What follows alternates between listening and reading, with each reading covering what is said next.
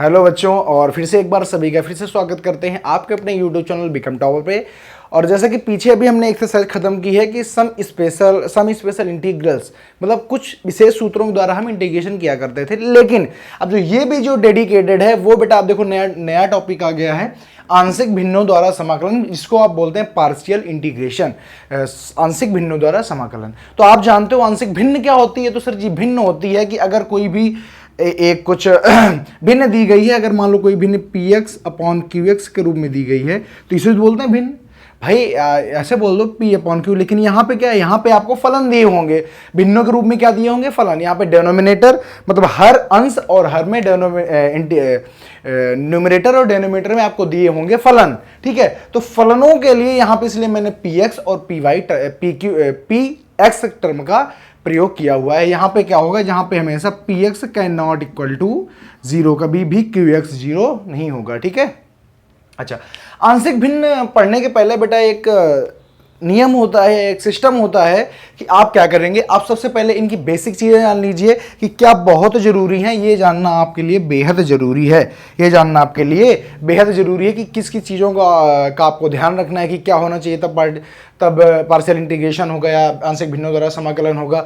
तो यहाँ पे कुछ चीज़ें जाननी जरूरी है जो मैं यहाँ पे आपके साथ डिस्कस करूँगा। ठीक है, तो सबसे पहले बेटा चलते हैं कि सबसे पहले आपको जानना होगा कि भिन्न की कोटि क्या होती है। क्या भिन्न की कोटि या ऑर्डर ऑफ इक्वेशन। तो इसे कोई अगर लिखा हुआ है, मतलब यहाँ पे बात करेंगे पॉलिनोमियल, किसकी बात करेंगे, पॉलिनोमियल। पॉलिनोमियल कहते हैं बहुपद प्रमेय, समझ रहे हो, बहुपद या बहुपद इक्वेशन ऐसे बोलते हैं। मतलब बहुपद मतलब एक से ज्यादा जिसमें पद होते हैं, एक से ज्यादा पद का मतलब बहुपद या बहुघात या क्या कहते हैं कि एक से ज्यादा घात। पॉलिनोमियल का मतलब होता है एक से ज्यादा घातों की प्रमेय, एक से ज्यादा घातों की क्या, एक से ज्यादा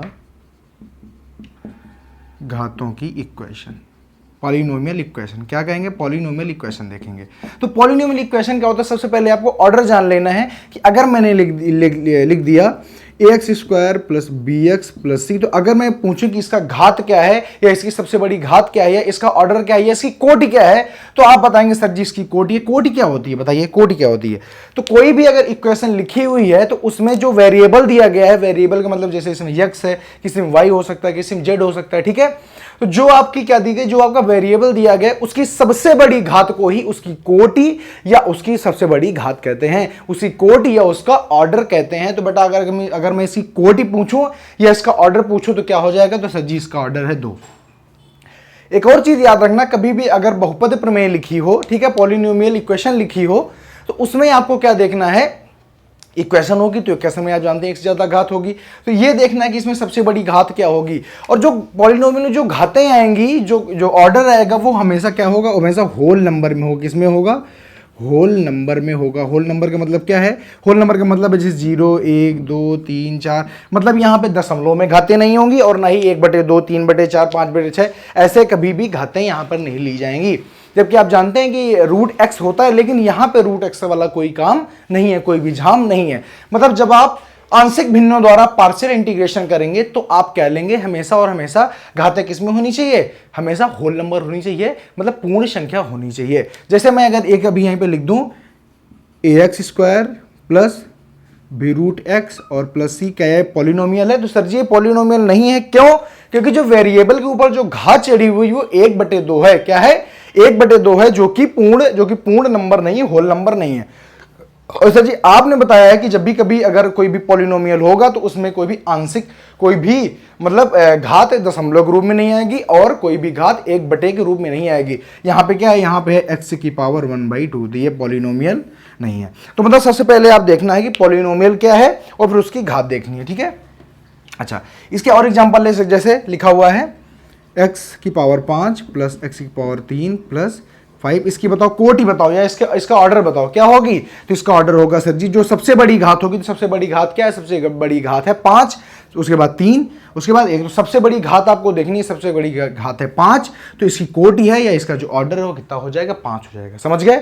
अगर बात करें हम x स्क्वायर प्लस 6x और प्लस 5 की, तो इसका ऑर्डर कितना है सर जी? इसका ऑर्डर है 2। अगर हम बात करें x की पावर 6 प्लस x की power 5 plus something something something कर दें प्लस 6, तो इसकी सबसे बड़ी घात क्या है? तो इसकी सबसे बड़ी घात या उसी को बोलते हैं ऑर्डर या उसी को बोलते हैं कोटि। इसकी कोटि क्या है?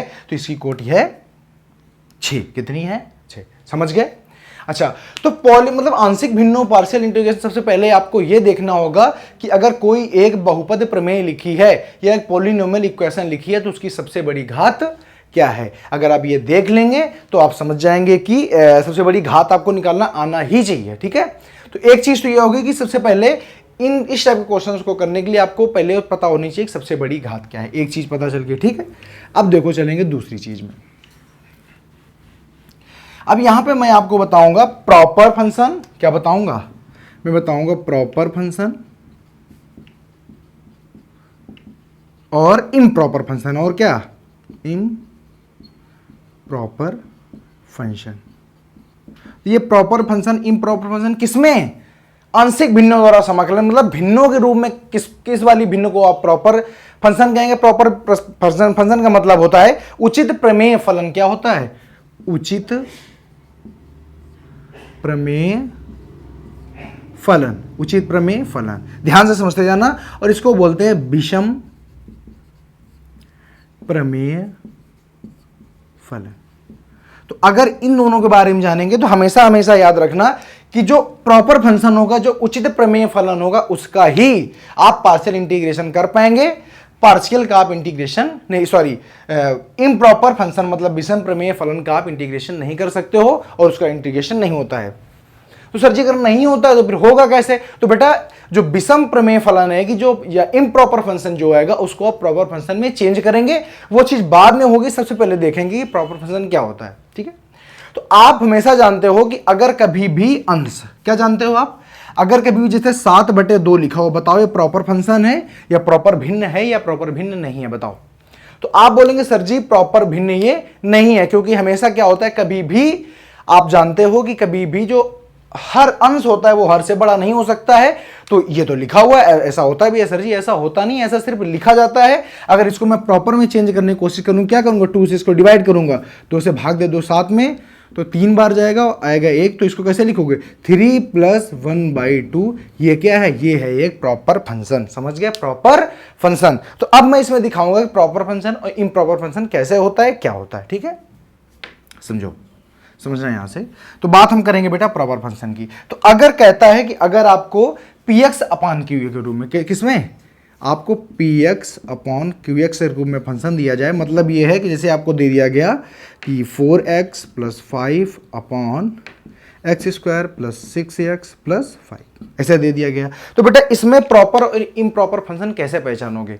तो याद रखना, अगर हर की घात अंश की घात से अगर बड़ी है, हर की घात मतलब हर की उच्चतम घात या हर की कोटि अगर अंश की कोटि से बड़ी है तो इसका मतलब होता है कि ये एक प्रॉपर फंक्शन है। समझ गए?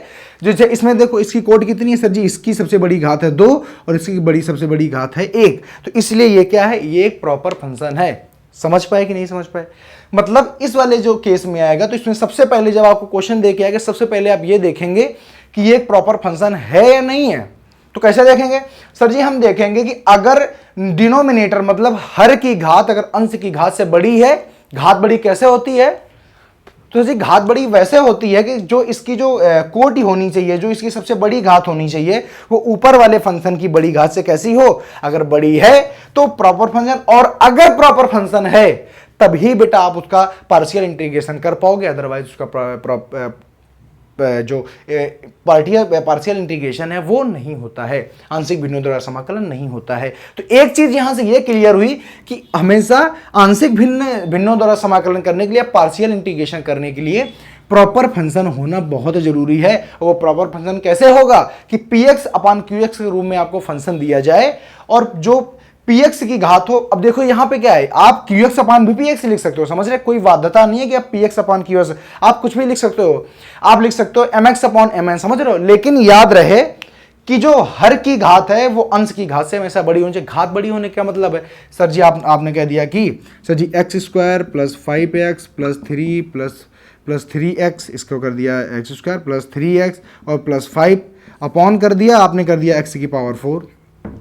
तो अब बताओ क्या ये प्रॉपर फंक्शन है? तो जी सर प्रॉपर फंक्शन है। क्यों? क्योंकि जो हर की घात है ना वो अंश की घात से बड़ी है। देख लो, हर की घात अंश की घात से बड़ी है, क्योंकि हर की घात है 4 और अंश की घात है 2। तो मतलब हाँ, ये प्रॉपर फलन है या प्रॉपर फंक्शन है। और अगर प्रॉपर फंक्शन है तो आप जानते हैं कि इसका पार्शियल इंटीग्रेशन हो जाएगा। समझे? तो आपको ये बात यहां से समझ में आए कि प्रॉपर इंटीग्रेशन क्या होता है, सॉरी प्रॉपर फंक्शन क्या होता है। प्रॉपर फंक्शन वो होता है कि px की घात, क्या px की पावर हमेशा बड़ी होनी चाहिए, किससे? बड़ी होनी चाहिए qx की पावर से। अगर px की पावर qx की पावर से बड़ी है तो इसका मतलब है कि इसका पार्शियल इंटीग्रेशन हो जाएगा और उन्हीं का सिर्फ आप कर पाएंगे। अगर बेटा मैं बात कर दूं इम्प्रॉपर फंक्शन, इम्प्रॉपर फंक्शन, बेटा ये क्या होता है? तो अगर कभी देखिए, इसको बोलते हैं विषम प्रमेय फलन। जैसा कि अभी भी मैंने बताया कि इसको बोलते हैं विषम प्रमेय फलन। तो अगर कभी क्या हो जाएगी, px की घात मतलब हर अंश की घात हर की घात से अगर बड़ी हो जाएगी तो उसको बोलेंगे इम्प्रॉपर फंक्शन, विषम प्रमेय फलन। और उसका इंटीग्रेशन नहीं कर सकते हो जब तक कि उसको आप प्रॉपर फंक्शन में चेंज नहीं कर लेते हो। जैसे मैं यहां पे लिख दूं, मैंने लिखा x की power 3 plus 4x square plus 6x plus 5 upon मैंने कर दिया x square plus 3x plus 5। तो बताओ क्या ये प्रॉपर फंक्शन है या इम्प्रॉपर है? सर जी इम्प्रॉपर फंक्शन है, क्योंकि आपने अभी अभी बताया है कि अगर हर की घात अंश की घात से छोटी हो जाए या अंश की घात हर की घात से बड़ी हो जाए। जैसे इसमें देखो, इसकी बेटा घात कितनी है? तो इसकी घात है सर जी 2। इसकी घात कितनी है? इसकी घात है 3। तो अगर ऊपर 3 घात आ जाए, नीचे 2 आ जाए, मतलब अंश की घात अगर हर की घात से बड़ी हो जाएगी तो वो फंक्शन कहलाएगा इम्प्रॉपर फंक्शन, विषम प्रमेय फलन। और इसका आप पार्शियल इंटीग्रेशन नहीं कर सकते हो, आंशिक भिन्नों के द्वारा समाकलन नहीं कर सकते हो, जब तक कि इसको आप प्रॉपर फंक्शन में चेंज नहीं कर लेते हो। बताओ कोई दिक्कत है किसी बच्चे को? कोई दिक्कत है? तो ये चीजें बहुत इंपॉर्टेंट है, प्रॉपर फंक्शन और इम्प्रॉपर फंक्शन क्या होता है आप समझ गए। इसको हिंदी में बोलते हैं उचित प्रमेय फलन, इसको बोलते हैं विषम प्रमेय फलन। फिर से एक बार बता दो, प्रॉपर फंक्शन वो होता है कि जिसमें हर की घात अंश की घात से छोटी होती है, सॉरी हर की घात बड़ी होती, अंश की घात, जैसे यहां पे आप देख रहे हैं कि हर की घात है 2 और अंश की घात है 1। अगर बड़ी होगी तो आप इसका पार्शियल इंटीग्रेशन कर पाओगे। और अगर फंक्शन इम्प्रॉपर है, मतलब हर की घात छोटी है, अंश की घात बड़ी है, तो उसका पार्शियल इंटीग्रेशन नहीं कर पाओगे जब तक कि विषम प्रमेय फलन को उचित प्रमेय फलन में चेंज ना कर लिया जाए। तो अब यहां पर सवाल उठता है, तो चेंज कैसे करते हैं? तो बेटा बताते हैं कैसे चेंज। आइए देखिए, हटा दें इसको। चलो, मैंने आपको 2 चीजें बता दी कि घात सबसे पहले पहचानो कि क्या है, कैसे है, कहां है, उसके बाद में कोई चीज होगी। अब यहां पे क्या करना है आपको, इम्प्रॉपर से इम्प्रॉपर फंक्शन को आपको चेंज करना है प्रॉपर फंक्शन में। कैसे चेंज करेंगे? तो अब मैं यहां पर एक एग्जांपल ले रहा हूं, ठीक है। मैंने कहा कि ऊपर लिखा हुआ है कि x की पावर लिखा हुआ, हाँ अच्छा सॉरी, एक चीज छूट गई। जैसे अभी मैंने इम्प्रॉपर फंक्शन बताया था, तो उसमें एक चीज और ऐड कर लीजिए कि px की जो पावर है वो बड़ी हो या बराबर हो qx की पावर से। मतलब जो अंश की घात है वो हर की घात से बड़ी हो या बराबर हो, तो उसे क्या कहते हैं? इम्प्रॉपर फंक्शन कहते हैं, ठीक है। इसको कैसे चेंज करेंगे जरा देखते हैं। जो मैंने एग्जाम्पल में ले लिया, क्या ले लिया? मैंने लिया x स्क्वायर प्लस का 6x और प्लस का 5 अपॉन x प्लस 6, मैंने इतना ले लिया। बताओ अब यहां पे सबसे पहले क्वेश्चन करने के लिए सबसे पहले देखोगे ये इम्प्रॉपर फंक्शन है कि प्रॉपर है? सर जी ये इम्प्रॉपर फंक्शन है, तो इसका इंटीग्रेशन तो कर नहीं पाओगे, पार्शियल इंटीग्रेशन तो होगा नहीं। तो अब करेंगे कैसे? सर जी इसको हम इम्प्रॉपर को इसमें चेंज करेंगे, प्रॉपर में चेंज करेंगे। प्रॉपर में चेंज करने क्या करते हो, इसका इसमें क्या कर दोगे? डिवाइड कर दो। जैसे देखो, जैसे यहां पे 9/2 लिखा हुआ है, तो बताओ ये प्रॉपर फंक्शन है कि इम्प्रॉपर? तो बेटा इसके हिसाब से याद रखना, छोटी छोटी चीजों से बड़ी चीजें कैसे रिलेट करते हैं, मैं रिलेट करना सिखा रहा हूं आपको। तो 9/2 है, तो आप जानते हो कि अभी ये इम्प्रॉपर है, मतलब विषम फलन है। इसको मैं और सॉल्व कर सकता हूं ताकि ये सम फलन आ जाए। हमेशा याद रखना कि अगर एक परफेक्ट मैं आपसे घात बनाने के लिए बोलूंगा तो आप हमेशा अंश को छोटा और हर को बड़ा करेंगे। तो क्या करोगे? तो सर जी हम इसका इसमें कर देते हैं भाग। जब बेटा करोगे भाग तो कितना आएगा? तो जाएगा 4 बार जाएगा, आ जाएगा 8 और 1 बचेगा। तो अगर इसको हम लिखना चाहें तो 9 कैसे लिख सकते हो? 4 + 1/2। तो अब ये जो फंक्शन बन गया ना, ये क्या बन गया? ये बन गया प्रॉपर फंक्शन। तो ऐसे ही सेम जैसे जैसे उसमें किया ऐसे ही इसमें करेंगे। इसमें कैसे करेंगे कि सर जी जो 6x है ना, x plus 6 divide by x square plus 6x plus 5। मुझे ऐसा लगता है कि आप लोगों को भाग देना सिखाया गया होगा हाई स्कूल में, और आपको बहुत अच्छी तरीके आता भी होगा, और नहीं आता है तो यहां से क्या करेंगे, सीख लेंगे। ठीक है, देखो तो यहां पे अगर हम करना चाहें तो आप जानते हो कि जैसे जितनी घात यहां होती है इसकी भी घात ऐसा इसमें मल्टीप्लाई करो कि घात यही वाली बने, सेम टू सेम यही वाली घात बननी चाहिए। किसका मल्टीप्लाई करेंगे सर जी, अगर x का मल्टीप्लाई कर दें तो x का मल्टीप्लाई करो तो एक्स स्क्वायर और प्लस का 6x और कुछ नहीं। अब क्या करते हैं सर जी, घटाते हैं, तो घटा दिया। क्यों घटाते कैसे हैं, और जैसे उसमें घटाते थे इसमें से इसमें घटाएंगे। इसमें घटाने के लिए क्या होता है, जब घटाएंगे तो जो प्लस का वो माइनस का, जो माइनस का वो प्लस का। तो चूंकि दोनों प्लस के थे दोनों माइनस के, दोनों कट गए, कटे कि नहीं कटे, तो जी सर कट गए, तो यहाँ पे बचा 5। तो इसको कैसे लिख सकते हो सर जी, इसको मैं प्रॉपर में ऐसे चेंज कर सकता हूँ कि x प्लस 5/x प्लस 6। क्या यही नहीं लिखा हुआ है, क्या यही नहीं लिखा हुआ है सेम टू सेम। तो अब देखो क्या है, अब आप अगर देखोगे तो सर जी जो यहाँ पे जो आपकी भिन्न बन के आई है ना, यहाँ पे भिन्न में हर की घात बड़ी है, अंश की घात है, क्योंकि यहाँ कितना है, यहाँ पे x की घात है 0 और यहाँ भी x की घात है 1, मतलब हर की घात बड़ी अंश की घात है। तो मतलब यहाँ पे ये क्या बन गया, तो सर जी ये बन गया प्रॉपर फंक्शन, मतलब उचित प्रमेय फलन बन गया। तो क्या अब इसको सॉल्व नहीं कर लोगे सर, बिल्कुल सॉल्व हो जाएगा। तो मेरा मतलब कहने का इतना है, सिर्फ यहाँ से इतनी समरी निकल के आई है कि प्रॉपर फंक्शन क्या होता है और इम्प्रॉपर फंक्शन क्या होता है, और अगर इम्प्रॉपर है तो पार्शियल इंटीग्रेशन नहीं होगा, और नहीं होगा तो कैसे होगा, तो ऐसे होगा कि इम्प्रॉपर को आप प्रॉपर में चेंज करोगे और आप इंटीग्रेशन आराम से कर लोगे। चीजें समझ में आ गई। आप देखो अब आगे हटा दें, बताइए बेटा हटा दें, तो जी सर हटा दीजिए। अब क्या होता है, यहां तक आपको बात समझ में आ गई है कैसे करते हैं, इम्प्रॉपर को प्रॉपर में कैसे चेंज करते हैं। ठीक है, अच्छा अब क्या करते हैं, अब मैं आपको ले चलता हूं कि इसमें कितने प्रकार के क्वेश्चन आते हैं, उसके मैं सीक्वेंस आपको समझाता हूं।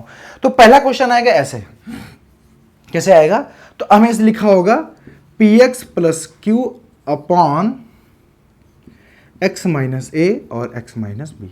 याद रहे कि यहां पर a is equal to b नहीं होना चाहिए, क्योंकि अगर x is equal to B हो जाएगा तो x माइनस ए का होल स्क्वायर या तो हो जाएगा, या तो x माइनस बी का होल स्क्वायर हो जाएगा। अगर a b के बराबर हुई तो इसका होल स्क्वायर हो जाएगा। क्योंकि यार देखो, अगर ऐसे ही तो लिखते हो, जैसे लिखा हो x माइनस ए और यहाँ भी b बराबर हो जाएगा, तो x माइनस ए हो जाएगा, तो इसका स्क्वायर नहीं हो जाएगा। दो बार कैसे लिखोगे, स्क्वायर नहीं हो जाएगा, समझ गए।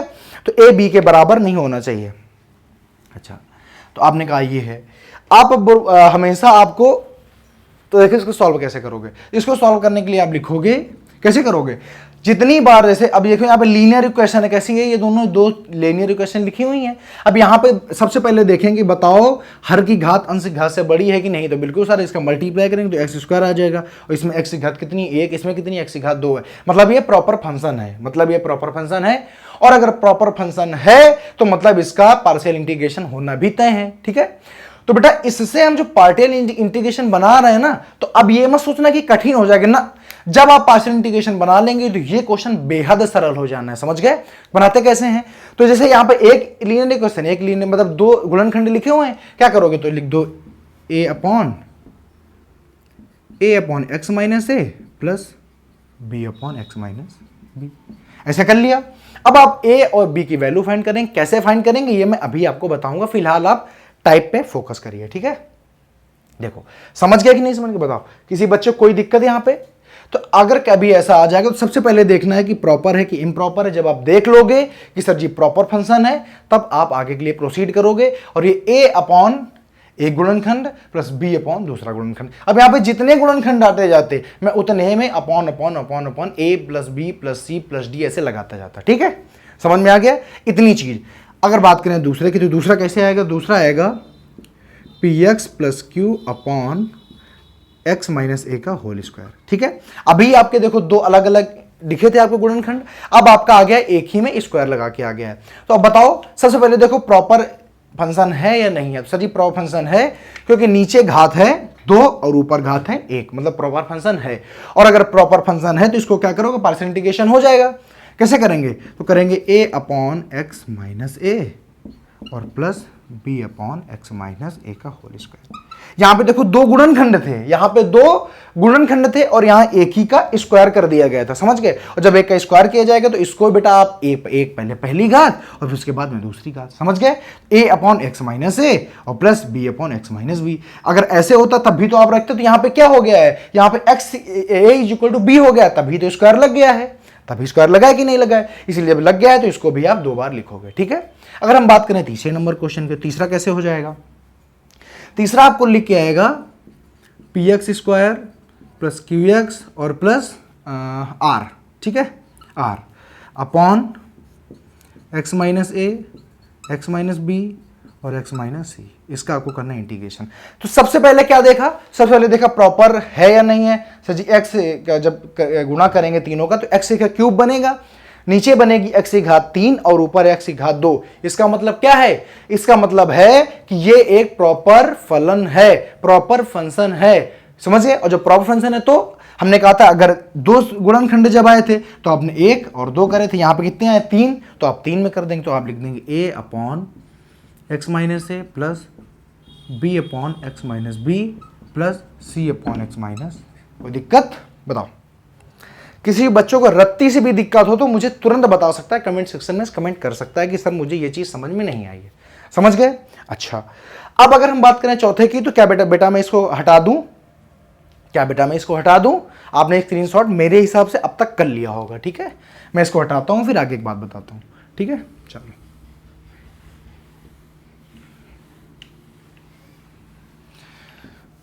अच्छा, अब बात करें अगर हम अगले की, चौथे नंबर की। चौथा टाइप है, ये हर टाइप पे आपको मैं क्वेश्चन बता रहा हूं, याद रखिएगा। अगला जो टाइप है वो आ जाएगा p x square plus Q x और plus are upon x minus a का होल स्क्वायर और एक्स माइनस बी। अभी कैसे बताया है, अब देखो प्रॉपर फंक्शन, इम्प्रॉपर तो एक्स की पावर 2 तो मतलब एक्स की पावर 2 और एक्स की पावर 3 हो गया, क्योंकि एक्स कैसे जब इसको खोलोगे तो आ जाएगा X square plus 2ab minus 2ab plus B square, गुणा करोगे तो एक्स की पावर 3 हो जाएगा। नीचे एक्स की पावर 3 ऊपर एक्स की पावर 2, समझ गए। मतलब नीचे वाली घात ऊपर वाली घात से बड़ी है, मतलब प्रॉपर फंक्शन है, ठीक है। अब इसको कैसे करेंगे, अभी मैंने क्या कहा था, एक्स की घात अगर 1 होती तो कैसे करोगे, a upon x minus A plus B upon x minus a का होल स्क्वायर, यही तो होगा भाई, एक बार एक घात और इसमें दो घात, इसलिए एक्स माइनस बी हो गया और plus c upon x minus B. बताओ कोई दिक्कत है इसमें, इसमें कोई भी दिक्कत है बेटा, रत्ती से भी दिक्कत है क्या, समझ गए। अगर यहां पर 3 आ जाता तो मैं क्या करता, a upon x minus a b upon x minus a का whole square plus c upon x minus a का whole square plus d upon x minus b, समझ गए। जितनी घातें उसे बढ़ाते जाना है, ठीक है। बात करें अगर बेटा 5वें नंबर क्वेश्चन की, तो 5वां कैसे आएगा, तो 5वां आपसे ऐसे पूछेगा P x square plus Q x और plus are upon x minus A x square और प्लस का बी एक्स और प्लस का सी। इसका कैसे करेंगे, तो अब सर आप तो कह रहे थे सर अभी गुणनखंड करना है, जैसे अभी देखो ये जो मैं गुणनखंड कर रहा हूं ना, तो अगर आपको कभी कोई भी क्वेश्चन दे दीजिए, अगर उसको गुणनखंड नहीं तो आपको गुणनखंड बनाना पड़ेगा, समझ गए, गुणनखंड बनाना पड़ेगा।